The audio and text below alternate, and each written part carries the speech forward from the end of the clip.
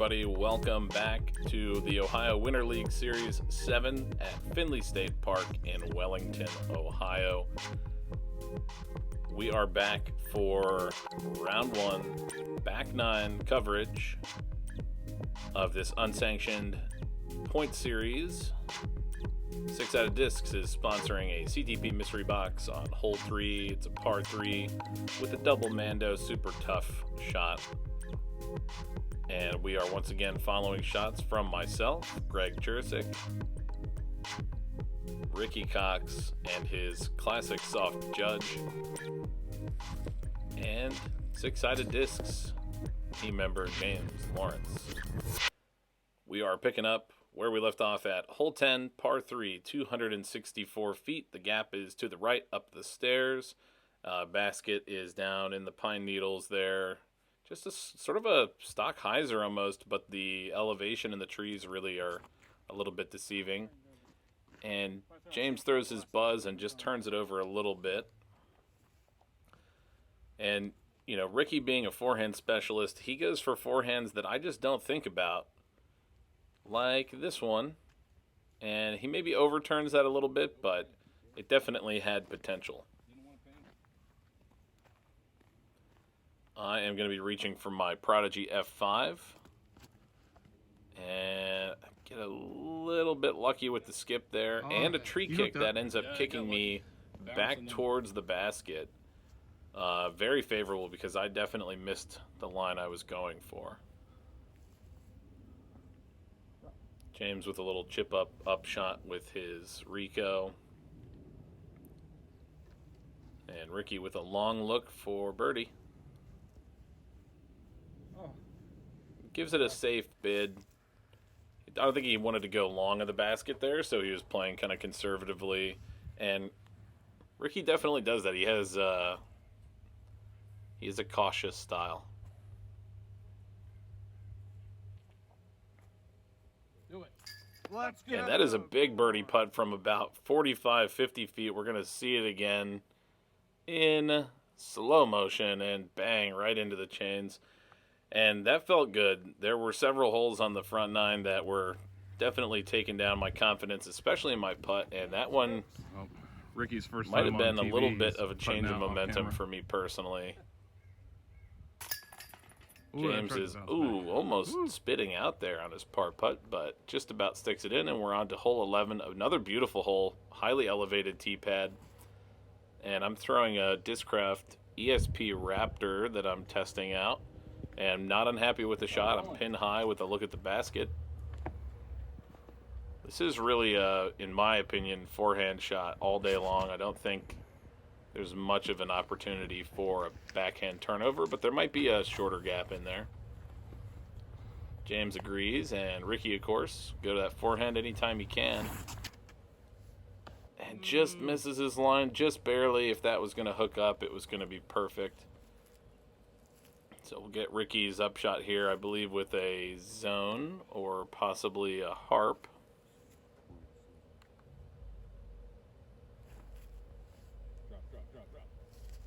And hits another tree, so now he's going to be putting downhill at the basket for bogey. Here's my birdie look from about edge of circle.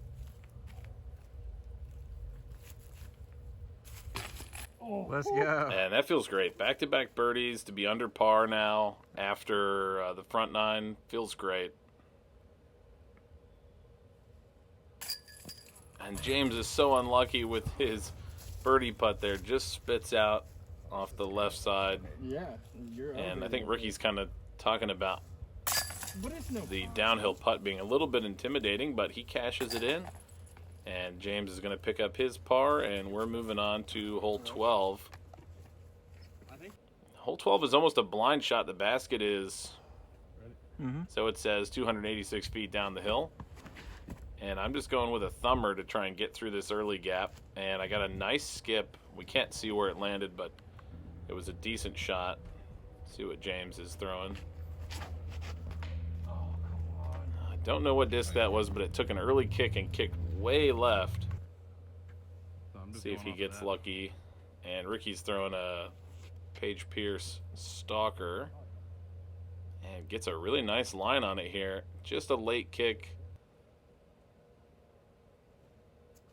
And Get it. oh my goodness, James is giving that a run with his get freaky Great job, zone.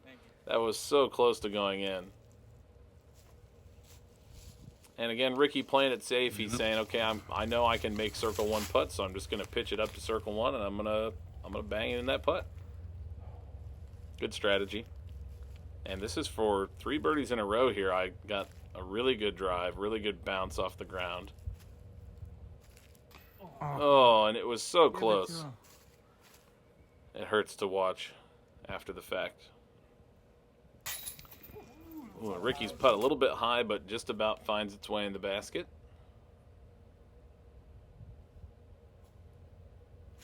And James is going to have to settle for a bogey here.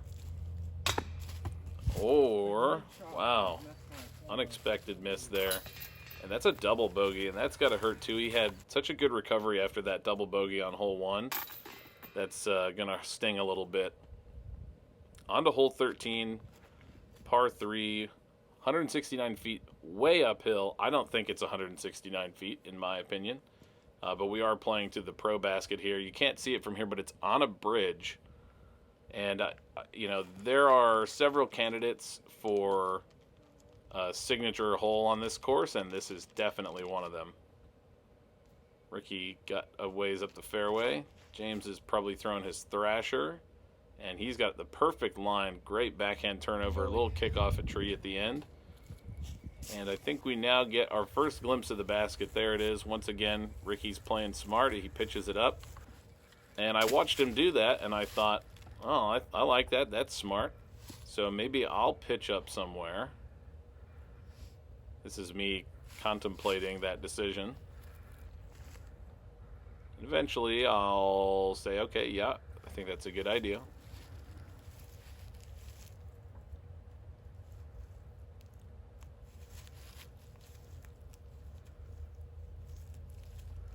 And then I just put nothing on it. I mean, it's the worst layup ever. I'm now 30 feet away, putting across this elevated basket. And all I could think about was doing that. So I did that and threw it across. And now I've got another death putt because there's a little ravine below the basket. And I'm going to leave that low because I didn't want to throw it over the basket. And now look at this. I mean, I'm 5'11", 6 feet tall. This basket is well over twice my height. So my best option here is to scuba it in, and I fail. And this is hard to watch. I had to invent a whole new color of bubble at the bottom of our scoring system to even figure out what to call this, a triple bogey. And I decided, nope. I don't want to miss that, so I'm just going to set it on the bridge. And something I should have done several shots ago, which is just an easy layup, tap it in, but what a nightmare. And there's me trying to figure out exactly how many strokes that was, which 6. 6 is the answer. And that is the look of a man defeated by disc golf. So after watching all that, let's see if James, and I obviously should have waited for James and Ricky to putt out, but I think in my blind rage, I continued. And James is going to have to see a little bit of what I had to go through. See if Ricky can avoid my mistakes. Not quite. There's something so challenging about this basket being up on this bridge. It's so high when you land down in that little ravine. And even for James, who is 6'4", 6'5", it's a long ways up there. He's got stock in carpentry. So, not looking forward to having to come back and play this again. James gets away with a par. Ricky picks up a bogey, and my triple bogey puts me at 2 over par. Now we're on to hole 14, par 4. James with his buzz just kind of misses his line slightly. This is reminiscent of hole at Blue Ribbon Pines that's just feet and feet and feet of trees, and this is the same, a straight line, 533 feet. Ricky kind of misses his line as well. I'm going back to my F5, and I grip lock it and miss my line, even worse than the other two. So the woods are beating us up pretty bad.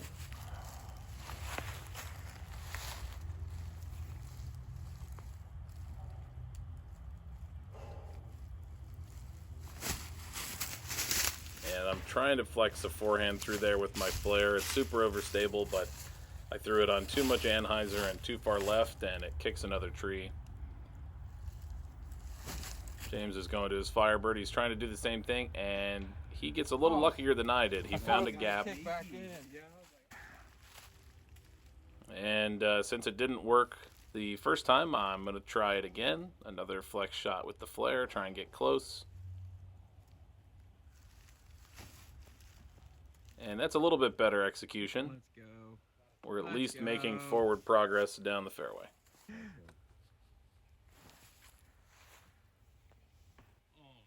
Oh, and Ricky's upshot was looking perfect and just stymied by a tree there. And James was on his way to throwing that one in. I mean, gosh, that was close, and just hit that very last tree.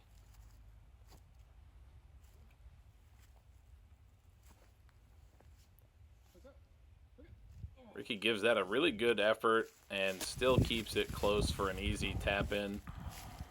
And at this point, I've honestly lost track of how many shots I've thrown, which is not a problem because I already put the scores in. Nope. And I guess we still don't know. Find out right now. Oh, Lord. That is a bogey, so I'm now at 3 over par. Ricky cleans up a par, and honestly, a par on this hole, I would say, is a good score. It's very challenging. We missed James's putt, but he taps out for par as well. And we're on to hole 15, one of the easiest holes on the course. Par 3, 196, and James's K1 Rico just clips an early tree. He'll be off to the right side of the fairway. And I can't quite see what, I think Ricky might be throwing his judge here. And similarly, same tree, but the opposite direction. I'm going to reach for my C-Line MD3 and throw one of my best shots of the entire round and slide it up right under the basket. What route you like? And that's a good feeling after 4 over on the last 2 holes. A drop-in birdie is exactly what I needed. Ricky's going for a little flex high forehand shot. Does incredibly well to find a line to the circle from back there. That was really impressive. James has got his zone out again, and James, self-proclaimed not a big fan of forehands, is throwing a whole lot of forehands on this course. Oh, and that's tough. Just 3 inches too high. And he's going to pick up a bogey here on what should be an easy hole, at least a par, or a birdie. That's deuce. And I'll happily take that. That feels good. And there's that ugly Discmania Sunbird. We're going to go for a roller here on hole 16. The basket is 286 feet down to the right-hand side, kind of curls off the right of the fairway. And there's our roller. Just barely missed that tree. It's doing it. And that's curling up the right direction. Nice, man. Now, if I had felt how squishy the mud was down there, I maybe wouldn't have thrown the roller, but it worked out, so I'm not disappointed. Ricky's got his destroyer. Yeah, Ricky. What a bomb. And he makes the gap, and he should be looking at the basket. That's a good shot.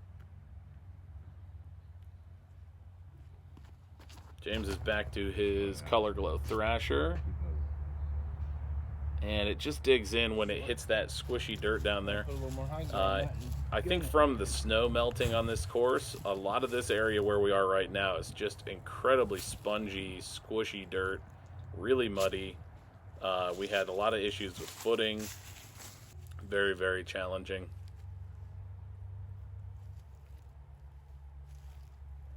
So this is the reward for my roller. I've at least got to look at the basket. And just a tiny bit too much anhyzer, but it was floating down towards the basket and should have an easy tap out par. And Ricky with a good bid there. Ricky does a really great job of these kind of longer putts, just kind of floating them up there. And they fall close, so he's never looking at a really challenging comebacker. So I think all three of us should be cleaning up our pars without too much fuss.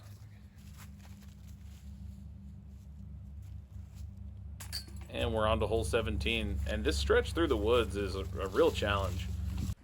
These last, I guess, 6 holes on the course are really brutal. You need to get your birdies early. Hole 17 here, par 4, 467. Curls somewhere off to the left there. Once again, we didn't really know where the basket was throwing this the first time. Ricky's going for a high gap. And he does get through there. It's a pretty good shot. James is going to try and do the same thing. And unfortunately, his DD3 just slips out of his hand, skies up, and goes the exact wrong direction. So he's going to be up next. There's the basket hiding way down there. These orange Prodigy baskets are easy to pick out, but we weren't always throwing to the Prodigy baskets on some holes. We were throwing to these, I guess they're like really basic DGA mock baskets that have one circle of chains on them. They don't exactly fill you with confidence that they're going to catch your disc, but some of them caught a little better than others.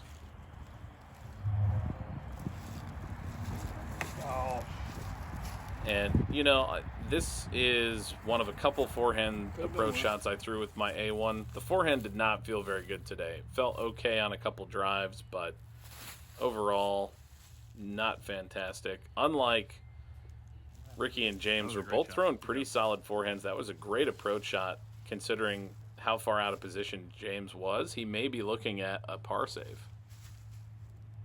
And not for the first time, Ricky with an amazing kind of almost vertical forehand flex shot with his, I think it's a zone. And so I'm going to reach for my A2 now. I didn't like the forehand upshot, so I'm just going to go with the backhand and try and get this to stick in the dirt. And it does. So I'm pretty happy with that.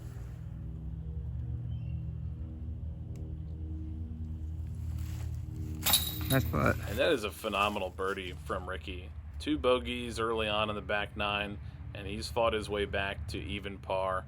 And even par is a really good score on this course, the way that it's playing today. We had kind of occasional gusts of wind. James picks up a par. I scramble up for a par, and we're on to hole 18. It's a par 3, 285 feet. The basket is almost straight ahead, just slightly to the right. And Ricky threw his soft judge and threw it straight into a tree, and we looked at it afterwards, and his assessment was it was permanently dented, which he's not happy about. Hey, there's some help. James gets a really great kick off that tree with his buzz. Otherwise, he's probably going out of bounds to the right there. And I'm going back to my insanity. And this is on an ace run. Do it. Get close. And it just fades out early. But one of my best shots so far. Oh, I love it. Oh, flipped over. Ricky's tomahawking his destroyer up towards the basket. And leaves himself this long putt to save par. And bangs it in. What a putt. He really went for that one. A lot of his other bids from outside circle were a little tentative, but this one, and he wanted that one. That's a great putt. And rightly so. Takes his plaudits there. Birdie. James with a great birdie brings him back to 1 over par. And I'm looking at a pretty easy birdie putt here to tie him for the round. And that's just terrible. I mean, we're talking 14 feet. I try to blame it on the basket, but really it's my fault. And that's the end of round 1. Greg, myself is at 2 over par. James 1 over. Ricky even. We're having a great time out at Findley State Park in Wellington, Ohio for the Ohio Winter League Series, OWLS, event number 7. This is a point series, so the points totals will be counted up at the end of the season. And we've got one more event coming later this month. Thank you for watching. Thank you for liking and subscribing. We'll see you in round 2.